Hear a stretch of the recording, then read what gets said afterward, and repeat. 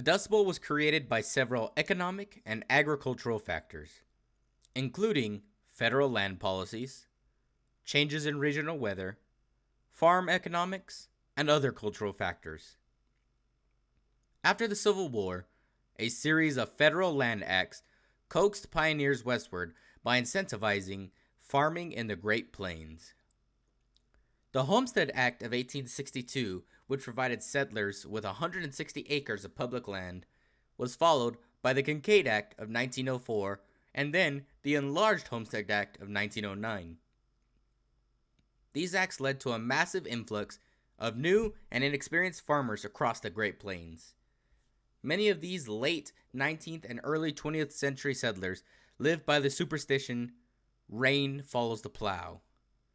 Immigrants, land speculators, politicians, and even some scientists believed that homesteading and agriculture would permanently affect the climate of the semi-arid Great Plains region, making it more conducive to farming.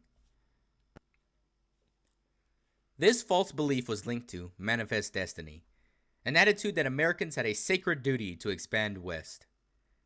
A series of wet years during the period created a further misunderstanding of the region's ecology and led to the intensive cultivation of increasingly marginal lands that couldn't be reached by irrigation. Rising wheat prices in the 1910s and 1920s increased demand for the wheat from Europe during World War I, and encouraged farmers to plow up millions of acres of native grassland to plant wheat, corn, and other row crops. But as the United States entered the Great Depression, wheat prices plummeted. In desperation, farmers tore up even more grassland in an attempt to harvest a bumper crop and break even. Crops began to fail with the onset of drought in 1931, exposing the bare, overplowed farmland without deep-rooted prairie grass to hold the soil in place. It began to blow away. Eroding soil led to massive dust storms and economic devastation, especially in the southern plains. The Dust Bowl, also known as the Dirty 30s, started in 1930 and lasted for about a decade, but its long-term economic impacts on the region lingered much longer. Severe drought hit the Midwest and southern Great Plains in 1930. Massive dust storms began in 1931. A series of drought years followed, further exacerbating the environmental disaster. By 1934, an estimated 35 million acres of formerly cultivated land had been rendered useless for farming, while another 125 million acres, an area roughly 3/4 the size of Texas, was rapidly losing its topsoil.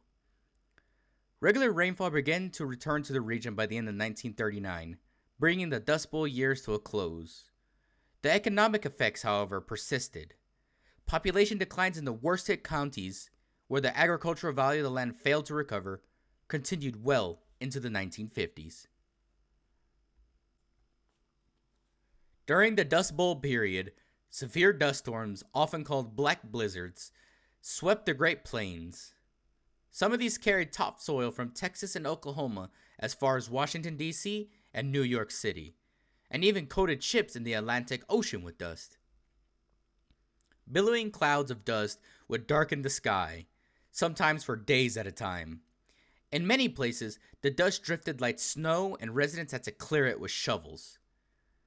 Dust worked its way through the cracks of even well-sealed homes, leaving a coating on food, skin, and furniture. Some people developed dust pneumonia and experienced chest pain and difficulty breathing. It's unclear exactly how many people may have died from the condition. Estimates range from hundreds to several thousand. On May 11, 1934, a massive dust storm 2 miles high traveled 2,000 miles to the East Coast, blotting out monuments such as the Statue of Liberty and the U.S. Capitol. The dust storm occurred on April 14, 1935. News reports called the event Black Sunday. A wall of blowing sand and dust started in Oklahoma and spread east. As many as 3 million tons of topsoil are estimated to have blown off the Great Plains during the Black Sunday. An Associated Press news reporter coined the term Dust Bowl after Black Sunday dust storm. President Franklin D. Roosevelt established a number of measures to help alleviate the plight of poor and displaced farmers. He also addressed the environmental degradation that had led to the Dust Bowl in the first place. As a part of Roosevelt's New Deal, Congress established a soil erosion service and the Prairie States Forestry Project in 1935. These programs put local farmers to work, planting trees as windbreaks on farms across the Great Plains. The Soil Erosion Service, now called the Natural Resources Conservation Service, or the NRCS, developed and promoted new farming techniques to combat the problem of soil erosion. Californians derided the newcomers as hillbillies, fruit tramps, and other names, but Okie, a term applied to migrants regardless of what state they came from, was the one that seemed to stick. The beginning of World War II would finally turn migrants' fortunes as many headed to cities to work in factories as a part of the war effort. Roughly 2.5 million people left the Dust Bowl states: Texas, New Mexico, Colorado, Nebraska, Kansas, and Oklahoma during the 1930s. It was one of the largest migrations in American history. Oklahoma alone lost 440,000 people to migration.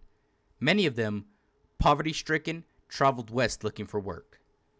From 1935 to 1940, roughly 250,000 Oklahoma migrants moved to California. A third settled in the state's agriculturally rich San Joaquin Valley. These Dust Bowl refugees were called Okies.